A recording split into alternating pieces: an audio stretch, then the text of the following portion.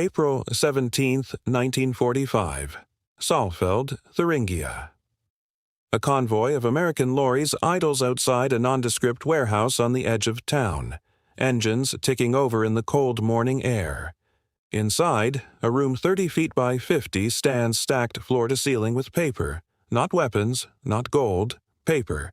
Major Floyd Ho, a serious red-haired civil engineer from Cornell, steps through the doorway and stops. What he is looking at, though it takes a moment to register, is the entire geodetic and cartographic archive of the German Army. Every survey point, every triangulation table, every scrap of data the Wehrmacht possesses about the shape of the earth beneath its own boots. Who has spent 5 months hunting for exactly this? He has found the mother lode, and the Red Army is less than a fortnight away. 3 weeks later, in a requisitioned house in the ruins of Berlin, a different scene plays out. An American officer named Schallenberger has grown suspicious of a cook. She speaks German with the formal grammar of the educated classes, not the language of domestic staff. Under questioning, she admits the truth. She is not the cook. She is Frau Hemmerich, wife of Lieutenant General Gerlach Hemmerich, the man who had run the entire mapping and surveying apparatus of the Nazi military machine. Her husband, she says, has taken a laboring job stoking furnaces for the very army now occupying his home. When the general walks through his own front door that evening, still in his work clothes, he is arrested on the spot. He later tells his captors he has been expecting it for 4 months. What he does not yet know is precisely how much the Americans already have. His own archive, his own methods, his own officers, all of it in American hands before he is. This is the story of how a 19-man unit with no official standing, no attachment to any army group, and orders so secret one member was told not to open his envelope until 2 hours after takeoff, hunted down the cartographic soul of the Third Reich, and left the general in charge of it with nothing left to hide. Maps do not win headlines. They rarely feature in the popular memory of the Second World War, crowded out by tanks, aircraft, and the spectacle of great battles. But without accurate geodetic data, the precise mathematical description of where every point on the Earth's surface actually sits, relative to every other point, an army firing artillery over a hill it cannot see is, quite literally, firing blind. Indirect fire, the standard method of long-range bombardment by 1944, depended on gunners knowing the exact coordinates of their own guns and their targets to within meters.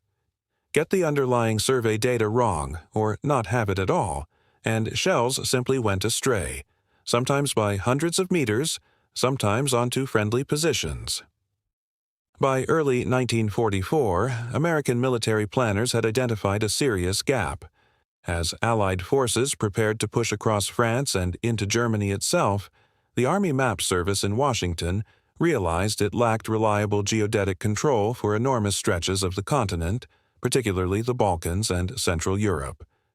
Existing British and American maps, compiled from a patchwork of pre-war surveys, colonial-era triangulation, and whatever aerial photography could be gathered, were simply not precise enough to support the kind of sustained, accurate artillery fire that modern combined arms warfare demanded. The French had their own survey networks. The Germans had spent years updating and expanding theirs, in some cases using stolen or coerced data from occupied and allied nations. None of it was fully compatible. Different countries used different reference points, different projections, different assumptions about the curvature of the Earth itself. A map that was accurate in isolation could be dangerously wrong once artillery coordinates from 2 different national systems were combined. The obvious solution, commission fresh surveys of the entire European theater from scratch, was impossible. Triangulation on that scale took years, required stable conditions, and could not be conducted under fire. The only realistic alternative was to capture what already existed. Somewhere in the libraries, universities, government offices, and military archives of occupied Europe, the underlying data existed already, painstakingly assembled over decades by German, French, Belgian, and other national survey agencies, and, crucially, by the German military machine itself, which had continued its own mapping program with ruthless efficiency throughout the war. The Reichsamt für Kriegskarten und Vermessungswesen, the Reich Office for War Maps and Surveying, commanded by Lieutenant General Gerlach Hemmerich, had spent years systematically mapping every territory under German control, updating older surveys with fresh aerial photography and field verification. It was, by any measure, one of the most complete cartographic records of the European continent that existed anywhere. It was also, obviously, going to be defended, hidden, or destroyed rather than handed over. The challenge, then, was not simply technical but almost detective in nature. Somewhere across a war-shattered continent, in buildings that might be reduced to rubble within days, sat the answer to a problem that could shorten the war and shape the peace that followed. Someone would have to find it, identify it, and secure it, quite possibly under fire and certainly before it could be destroyed, looted, or claimed by the Soviets advancing from the east. In September 1944, the Office of the Chief of Engineers ordered Major Floyd W. Hu, chief of the geodetic branch of its Military Intelligence Division, to assemble a team and get to Europe without delay. What emerged became known, informally but permanently, as Howe Team. It was a strange little outfit by the standards of the U.S. Army. 3 commissioned officers, 4 civilian engineer consultants, and 10 enlisted men, 19 in total, with no table of organization and equipment, and no attachment to any Army group. It answered, in effect, only to itself and to Washington. Its members carried special blue passes issued by Supreme Headquarters Allied Expeditionary Force, granting them freedom of movement through the combat zone that few other units enjoyed. Among the 19 were an engineer, a geographer who had previously worked as a map curator at the University of Chicago, a linguist fluent in 5 languages, and a German-born interrogator, whose knowledge of the language and culture would prove invaluable, often at real personal risk given his background. The team's equipment was as unglamorous as its mission was significant. Roughly 800 kilograms of cameras and associated apparatus for producing microfilm records on the spot, so that captured material could be copied and sent onward before the physical documents themselves were even secured. Alongside this came 11,000 index cards, a working library of intelligence compiled in advance, cataloging the known holdings of the Army Map Service, listing technical universities, government institutes, libraries, and other likely targets across the continent, and naming German scientists believed likely to cooperate, alongside those who were not to be trusted at all. This was not a team that intended to search blindly. It intended to go straight to the source, city by city, institution by institution, arriving, wherever possible, on the very day a location fell to Allied forces. Howe Team reached Paris on October 23, 1944, and set up an office almost immediately, working through local libraries and archives while waiting for the front line to move. Progress in France, Italy, and elsewhere was steady but unspectacular. The real breakthrough came at Aachen, the first major German city to fall to the Allies, captured on October 21, 1944, after brutal house-to-house fighting that left more than 70% of its buildings destroyed or damaged. Howe's target was the library of the Technische Hochschule, the city's technical university. It had been badly knocked about by American bombing, but thousands of books and documents survived. Outside the building, Howe found bundles of files roped up and ready for loading, apparently abandoned mid-evacuation. Among them were tables of precise survey data covering German territory the Allies had not yet reached. His team microfilmed the material immediately and sent it forward to the front line, where it was put to direct use, improving the accuracy of Allied artillery within days. Aachen set the pattern for everything that followed. Howe Team moved into Germany proper in the spring of 1945, reaching Cologne in early March, then Frankfurt on March 29th, arriving so soon after the fighting that buildings were still burning and water had to be salvaged from bathtubs the retreating Germans had left full.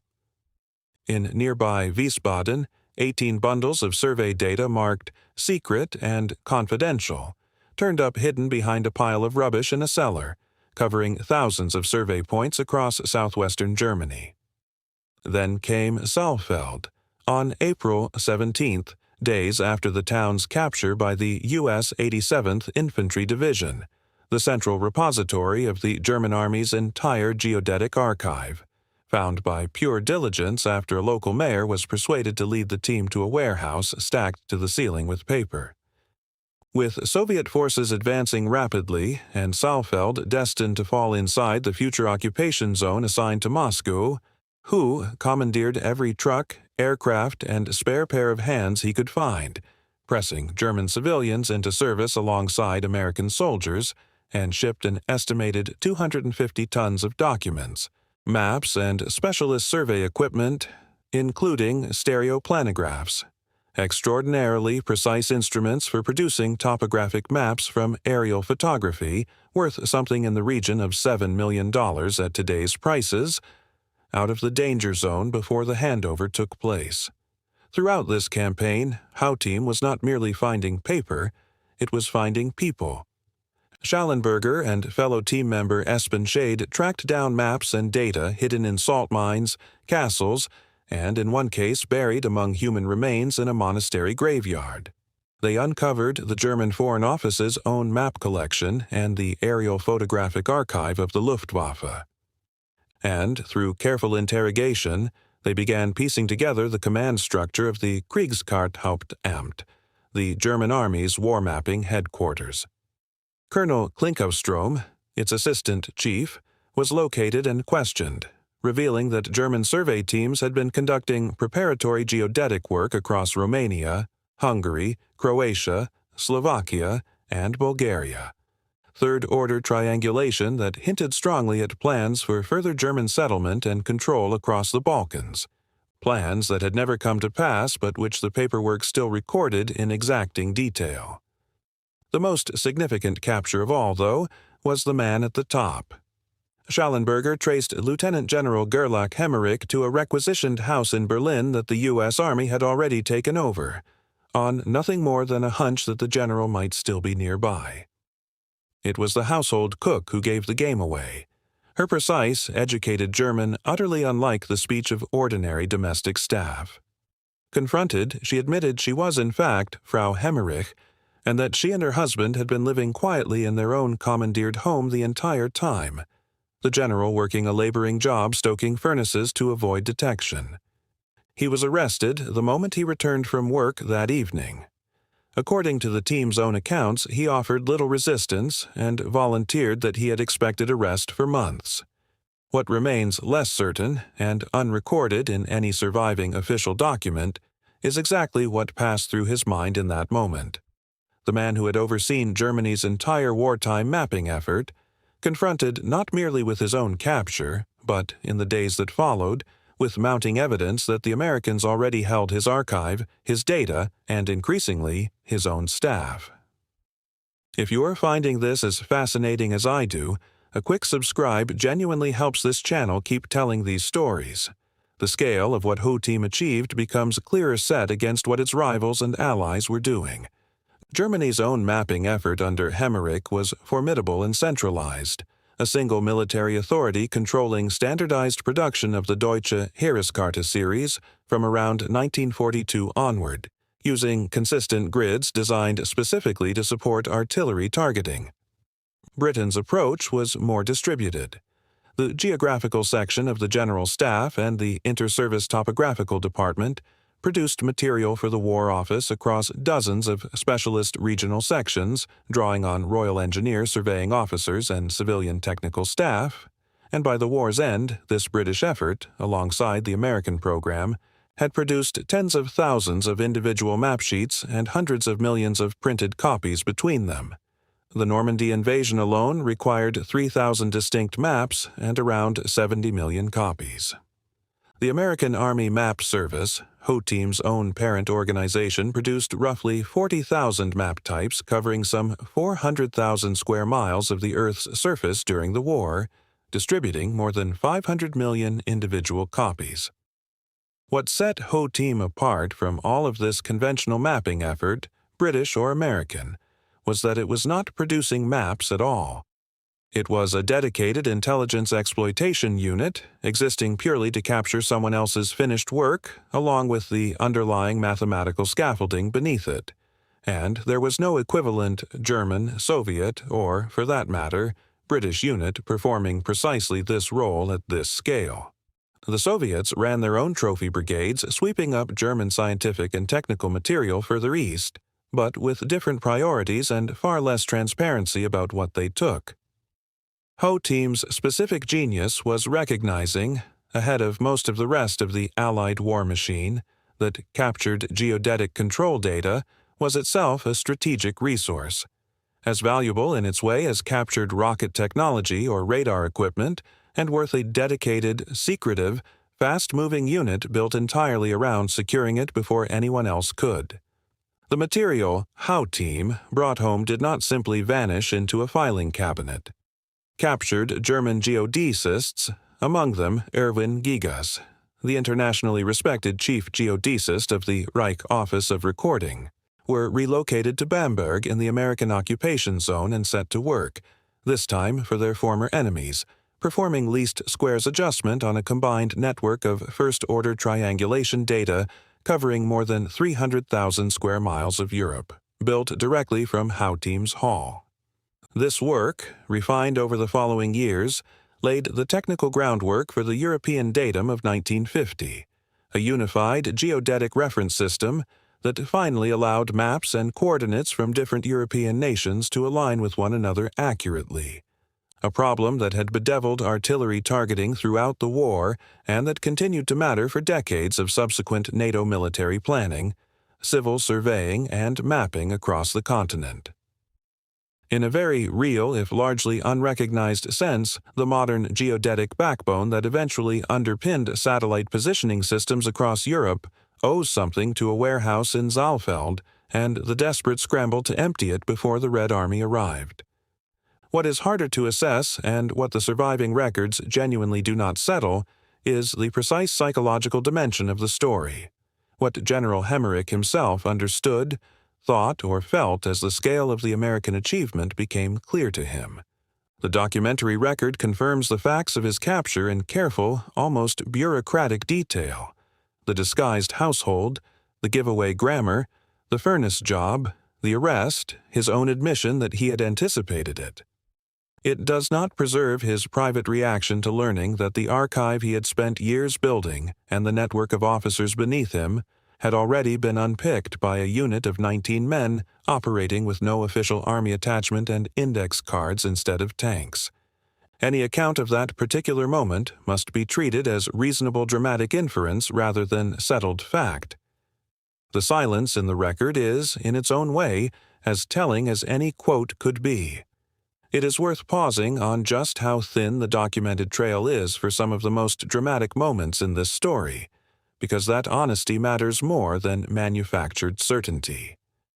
We know with reasonable confidence the sequence of events surrounding Hemmerich's arrest, the location, the disguise, the giveaway grammar, the timing. We know it from the team's own contemporaneous reports and from press coverage that followed, including an account published in the American Forces newspaper, Stars and Stripes, shortly afterwards. What we do not have is a verbatim transcript of the interrogation room, or a diary entry recording the general's private thoughts as the extent of the American haul became clear to him. Good historical storytelling has to hold both of these things at once: the documented outline, which is solid, and the interior experience, which can only ever be inferred. Anyone claiming otherwise, in this case or in any similar story from this period, is filling gaps the archive itself leaves open. HOTEAM disbanded quietly in September 1945, its work largely unknown outside a narrow circle of military intelligence officers and academic geodesists for decades afterwards. Howe himself returned to Washington to resume his old post as head of the Geodetic Division of the Army Map Service, and spent the following years traveling to international conferences, patiently building the diplomatic and technical consensus that would eventually knit Europe's fragmented survey networks into something coherent. Much of Howe team's captured material was eventually declassified and dispersed to research libraries across the United States, including substantial holdings now held at the Library of Congress and the University of California, Berkeley, where researchers continue to catalog and study it. For years, much of it sat largely unexamined, a hidden collection in the truest sense, its origins and significance genuinely unknown even to the librarians responsible for it. There is something quietly remarkable about a war story with no battle at its center. No beachhead, no bombing raid, no famous last stand. Just 19 men, a stack of index cards, and 800 kilograms of camera equipment moving through a collapsing continent, one library and one warehouse at a time. And yet the consequences reached further than most single battles ever could. The shells that found their targets more accurately because of Aachen. The Balkan ambitions revealed through Klinkostrom's careful interrogation. The unified European mapping system, decades in the making, that traced its lineage back to a warehouse in Saalfeld, emptied in a race against the Red Army. And at the human center of it all, a general who had commanded Germany's entire wartime mapping effort, discovered hiding behind his own cook's disguise, arrested walking home from a furnace-stoking shift he had taken to disappear. Hemmerich had spent the war ensuring the Wehrmacht knew exactly where everything stood, down to the meter. In the end, it was the Americans who knew exactly where he stood, long before he ever opened his own front door to find them waiting. The maps had told them everything they needed. He simply hadn't realized how completely his own work had already betrayed him.